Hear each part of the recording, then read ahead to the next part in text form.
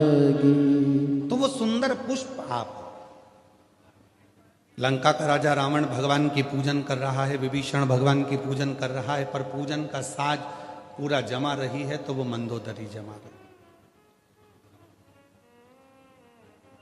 पूजन का पूरा श्रेष्ठ कर्म अगर कर रही है, साज सजा रही है, भोग लगा रही है, सामग्री लाकर रख रही है, तो वो मंदोदरी रख सकती। मंदोदरी फल किसको मिल रहा है? रावण पूजन कर रहा है, मंदोदरी ने सामान लाकर रखा है, तो रावण को पूजन का जितना फल मिलेगा उसका 10वां अंश फल मंदोदरी को प्राप्त होगा, क्योंकि उसने पूजन का साहित्य। आप लोगों में से कई लोग ऐसे भी बैठे होंगे जो बीमा करते हैं, और आप लोगों में से कई लोग ऐसे बैठे होंगे जो बीमा खुद का करवा चुके हैं। तुम्हारे मोहल्ले में तुम्हारे परिवार वाला, तुम्हारा कुटुंब वाला, तुम्हारा रिश्तेदार, तुम्हारा नातेदार तुम्हारे पास में आकर प्राण खाता है, बीमा करवा लो, बीमा करवा लो, एक बार बैठो तो मैं पूरी लिस्ट समझा देता हूँ, एक बार देखो तो देखो, ये इतना जमा करोगे इतना प्राप्त होगा, ऐसा जमा करोगे ऐसे प्राप्त होगा, एक्सीडेंट में इतना मिलेगा, और निपट गए तो इतना मिलेगा।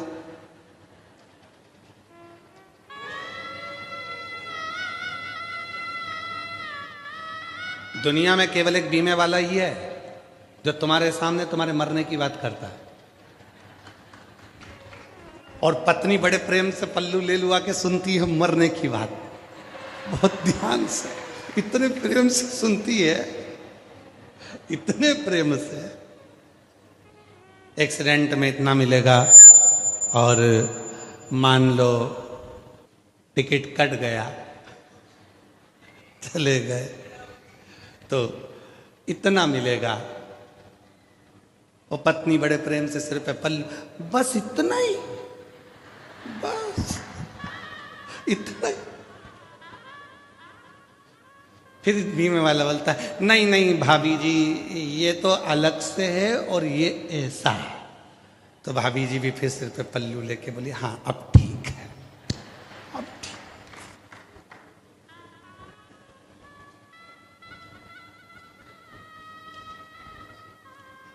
अच्छा, बीमा करने वाला तुम्हारे पास आया, बार बार फोन लगा रहा, बीमा कराओ बीमा कराओ बीमा कराओ बीमा कराओ। क्यों लगा रहा है? उसको क्या मिलना है?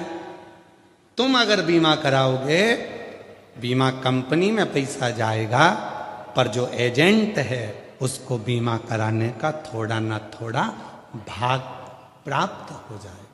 उसी तरह भगवान की पूजन करने का अगर कोई पति से कह दिया मेरे पूजन के लिए सामान ला कर देना, सुनो बेटा मुझे पूजन के लिए फूल ला कर देना, भैया मुझे ये ला कर देना, और तुमने अगर वो ला कर दिया है तो तुम्हारी पत्नी, तुम्हारी बहन, तुम्हारी माँ जब पूजन करती है तो उसका एक अंश भाग जो उसकी पूजन का सामान लेकर आया है उसके खाते में पहुंच जाता है, उसका पुण्य पहुंच गया, वो पुण्य उसके खाते में पहुंच गया।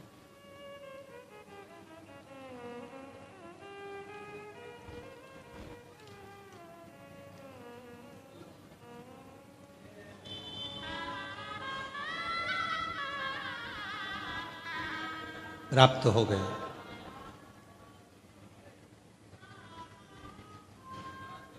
इसीलिए कहते हैं कथा में आया करो तो अपनी पड़ोसन का दरवाजा बजा कर आया करो। चल रही है क्या?